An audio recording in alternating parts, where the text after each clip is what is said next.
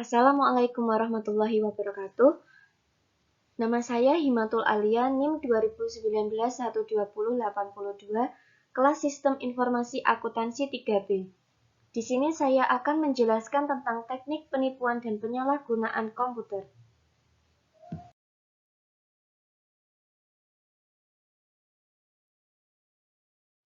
Teknik penipuan dan penyalahgunaan komputer dibagi menjadi 3, yaitu yang pertama, serangan dan penyalahgunaan komputer, yang kedua, rekayasa sosial, yang ketiga, malware.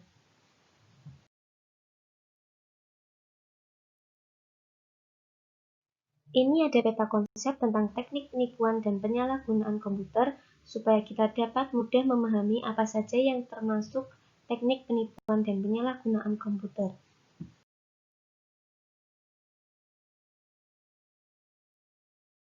Serangan dan penyalahgunaan komputer terdiri dari cross-site scripting, yaitu sebuah kerentanan dalam halaman situs dinamis yang memungkinkan penyerang untuk menerobos mekanisme keamanan sebuah browser dan memerintahkan browser korban untuk mengeksekusi kode, mengira bahwa perintah tersebut berasal dari situs yang dikehendaki.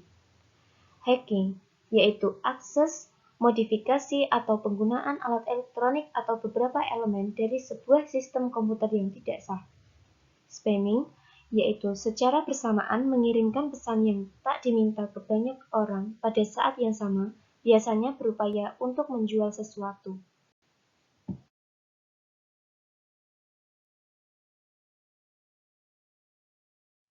Spoofing yaitu membuat komunikasi elektronik terlihat seolah orang lain yang mengirimkannya untuk memperoleh kepercayaan dari penerima. Contoh dari spoofing, email spoofing, caller ID spoofing, IP address spoofing, address resolution protocol spoofing, MAC address, SMS spoofing, web page spoofing, dan DNS spoofing.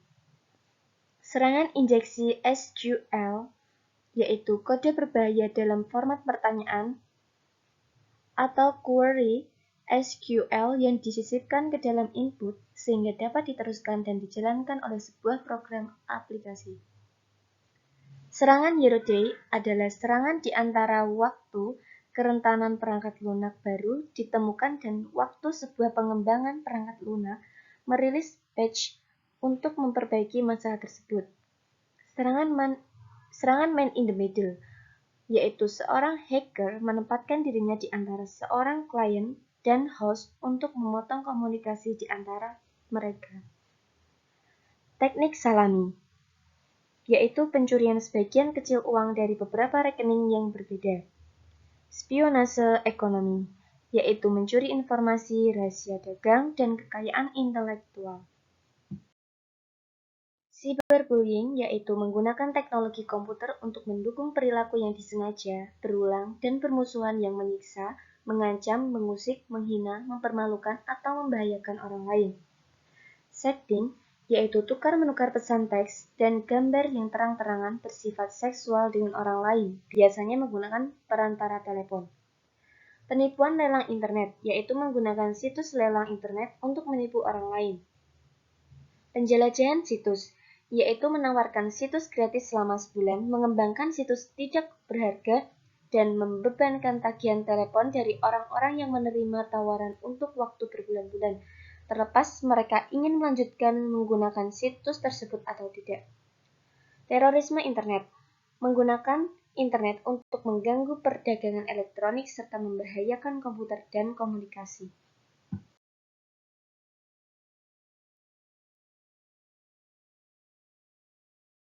Rekayasa sosial terdiri dari shipping, yaitu berpura-pura sebagai seorang jasa, ahli, dan menanamkan chip kecil yang merekam data transaksi pada sebuah pembaca kartu yang sah.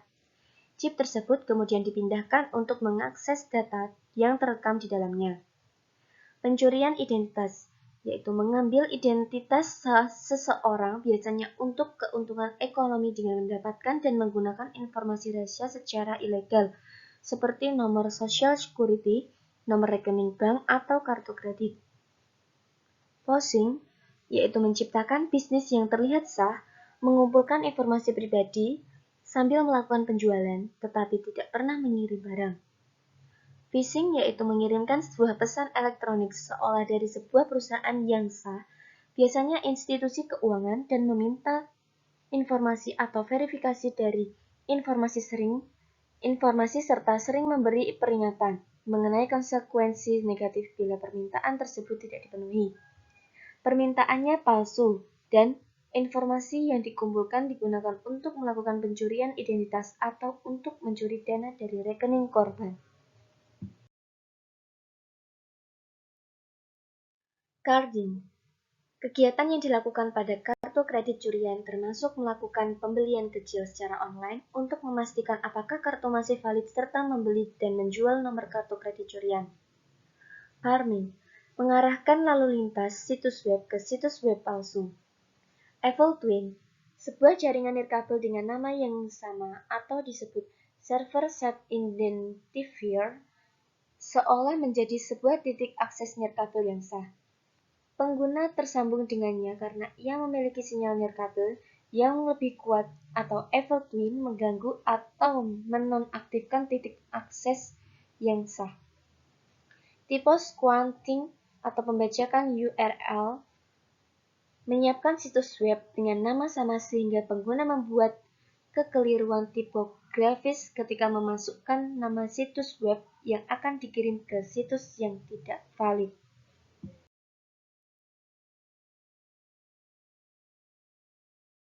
Tab Nothing, yaitu secara diam-diam mengubah tab dari browser yang dibuka untuk mendapatkan ID dan kata sandi pengguna ketika korban masuk kembali ke dalam situs.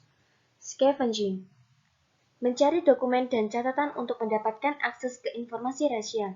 Metodenya meliputi pencarian kaleng sampah, kotak sampah komunal, dan tempat pembuangan sampah kota. Skimming, yaitu penggesekan ganda kartu kredit pada terminal yang sah atau menggesekkan kartu secara diam-diam pada pembaca kartu yang kecil dan tersembunyi untuk merekam data kartu kredit untuk penggunaan berikutnya.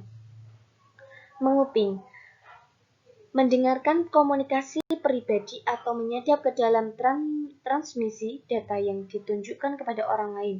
Salah satu cara untuk memotong sinyal adalah dengan menyiapkan penyadapan.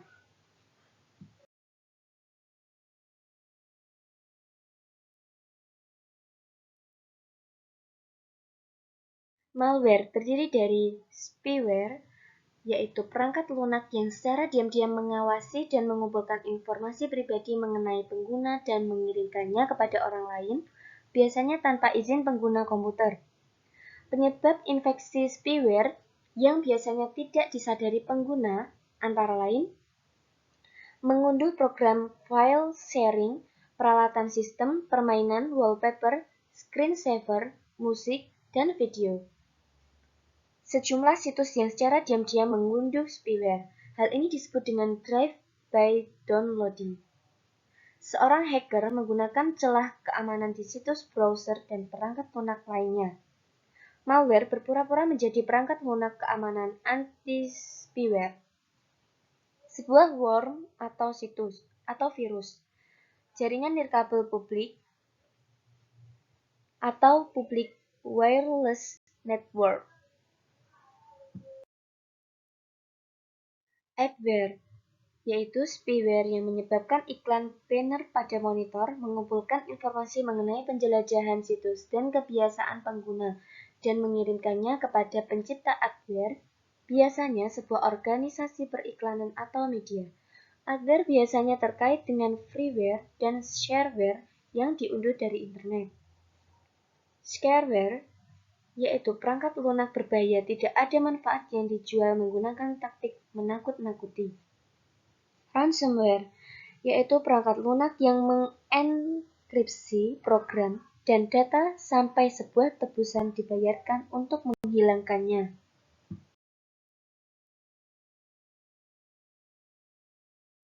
Keylogger, yaitu perangkat lunak yang merekam aktivitas komputer seperti keystroke penggunaan email dikirim dan diterima, situs web yang dikunjungi, dan partisipasi pada sesi obrolan. Trojan Horse, satu set instruksi komputer yang tidak diotorisasi dalam sebuah program yang sah dan berfungsi dengan semestinya. Bom waktu atau bom logika, yaitu sebuah program yang tidak aktif hingga beberapa keadaan atau suatu waktu tertentu memicunya. Setelah dipicu, program akan menyabotase sistem dengan menghancurkan program atau data. Paket sniffer, yaitu program yang menangkap data dari paket-paket informasi saat mereka melintasi jaringan internet atau perusahaan. Data tangkapan di-sharing untuk menemukan informasi rahasia atau hak milik. Rootkit, sebuah cara penyamaran komponen sistem dan malware dari sistem pengoperasian dan program lain dapat juga memodifikasi sistem pengoperasian. Super zapping, yaitu penggunaan tanpa izin atas program sistem khusus untuk memotong pengendalian sistem reguler dan melakukan tindakan ilegal. Utilitas super zapping awalnya dibuat untuk menangani kondisi darurat seperti pemulihan sebuah sistem yang rusak.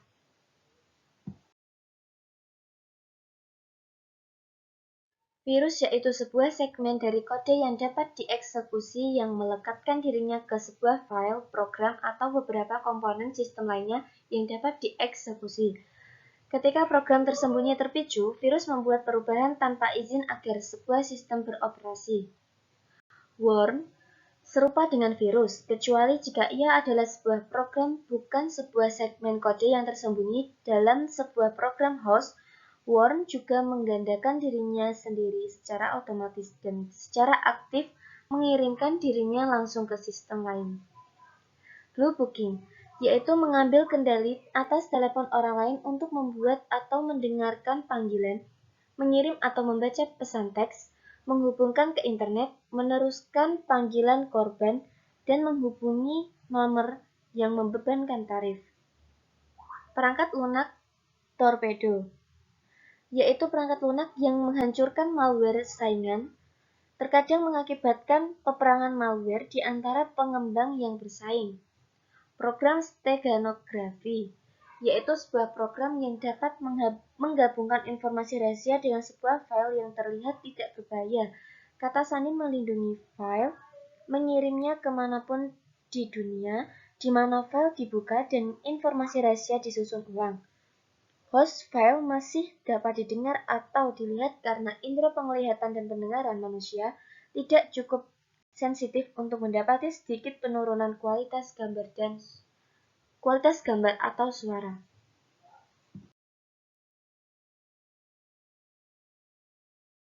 Sekian dari penjelasan saya. Terima kasih. Wassalamualaikum warahmatullahi wabarakatuh.